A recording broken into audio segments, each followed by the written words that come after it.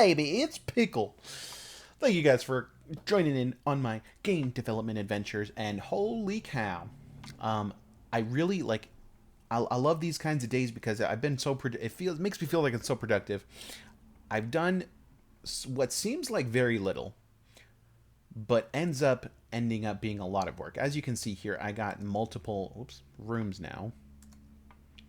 Um, we're gonna make those invisible, and we're gonna have some changes here. Let me right now my player draws something just for testing. Let me just make that not happen, and we're going to show you the game here. So I've been doing quite a few things here. So this is not the actual boss, you know, as if you're familiar with the series, then this is the guy who you know as the boss. This is just the image of the boss, and I've put an object, and when the player gets close enough, it displays this text. And that's essentially my NPC system. Is there's an invisible object here. If close enough, display whatever text I want. So, welcome to training. Go through the obstacle course to learn how to play. So essentially, I mean, that gives you kind of an idea of what I've been doing here. One thing I want to fix is this animation. Like every time he lands, if it's a different height, he just has a little blip it, which is a little funky. You know, it's a little odd. I'll figure it out. These are checkpoints. So as soon as you touch this, these are going to be invisible once the game is actually real. But that tells you your most recent checkpoint. This is checkpoint 0, obviously, and this over here is 1. So if you touch this thing here and you die, it'll bring you back up to whatever most recent checkpoint you touched. So it takes me back to 0. And obviously these are spikes here. We added some spikes into the game. They just take away a health or two and they bounce you up. You know, I think that's like just as high as the normal jump. Okay, so then there's this little smasher course here. This is just, you know, the tutorial area to, you know, this is how to jump. This is how to dodge ability or dodge things. But if you get hit by one of these things, we now have code for when the player loses all their HP. And it's essentially what you just saw there, but I'll show you it works with. It's once the player loses all HP, and not specifically for those smashers here. So 3, 2, 1, you're dead. And then it respawns you back. It restarts the room, puts you back up to max health, and puts you at your most recent checkpoint here. Now this thing here, I want to make it so you can't walk into it because unfortunately you can right now. But that's okay. Oops. Oh dang. And right here, you can see there's 3 in a row. So right here in the background, I don't know if you can see the mouse or not, but it's right above the character. That's where we're going to have a little prompt saying shift to roll or something. Or maybe I'll put the trainer there as another NPC. So we did that. We made the spikes. We made some new rooms there for that little obstacle course here. And this is essentially the end of the training. So that's sort of teaching you how to attack. There was some jankiness going on with the swords where, oops, for some reason, like when you were attacking, you could walk through walls. So I fixed that stuff, and then there was also some jankiness with the sprites. So now overall, it really looks a lot better. And for some reason, after you did a full combo, if you just pressed J once, it would do a double attack like that. So I fixed those. Ironing out some little bugs here, and then these are just dummies here. These are going to be like basically I'm going to duplicate these and then give them behaviors and different looks for different enemies and such.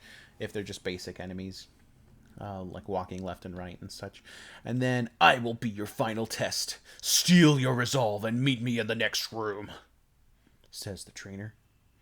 And he jumps in the air and he's like, whoa! And you go into the fight here with the trainer. And in between each of his attack combos, he has enough time to... You have enough time, cooldown time in between each attack combo of his to get like 1 or 3 hits in, 1 full combo in. And as long as you keep your distance and then go in when it's the right time,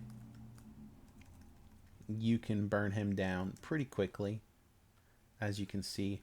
I might change him back to 100 health because I know the game fairly well, but that extra 25 health makes him feel pretty balanced for me, maybe a little repetitive. And then as you can see, his health is -10. So I need to, next thing to code in is what happens when he dies, when he has no HP left, the boss enemy. Let's see, can he kill? He can kill me, right? Ow, ow, ow, ow. You're dead. Okay, so I do need to put a checkpoint in there somewhere. Let me toss that in.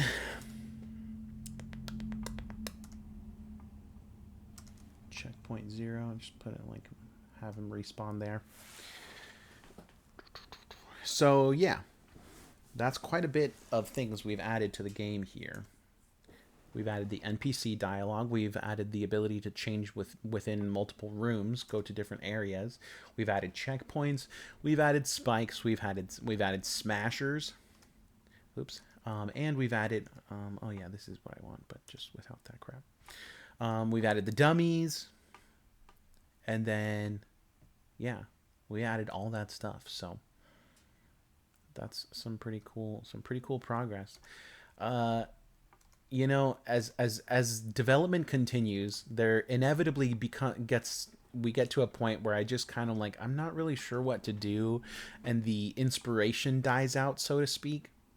So that's really honestly why I ask you guys, like, if you have any ideas, like, please comment them. Like, I would love to co-create this stuff with you. So yeah, please leave comments if you guys got any ideas. I know I told you two different ideas about the grappling hook and enrage mode. So maybe, I don't know. Maybe we have like a level. I'm not sure. I'm not too confident in my level design skills really, and that's mainly why when I was conceiving of this game, it was mainly going to be a boss rush with kind of flat arenas, maybe a little bit of platforming in the arenas where you'd have to like maybe jump up on a platform to attack some higher up weak point or something. But you know, it doesn't have to be too crazy or anything fancy if it's short, as long as it doesn't feel too much like filler content. I suppose we could have just a regular level of enemies and say we're gonna make our way down to the heart of this volcano to get this thing that's gonna power up the sword and give us enrage mode or whatever, something like that. You know, give us lava mode. I guess it could be rage lava mode, whatever you want to call it, fire veins. So yeah, that's it for now. I recorded a bunch of gameplay of Zelda the Ocarina of Time. If you guys are interested in that, feel free to leave a comment just saying that, because you know, I want to get some gameplay on this channel, but I'm just not sure what exactly to play.